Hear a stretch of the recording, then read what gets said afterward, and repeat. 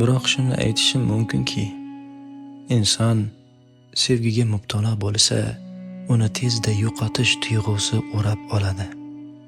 Chunki sevgi qolish degani, ketish degani emas.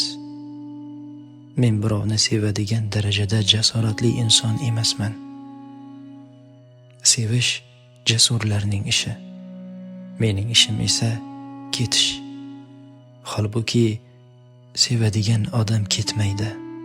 Eng kamida yolg'iz ketmaydi. Men esa ketishdan ham og'irini qilyapman. Ochiqdan ochiq qochyapman.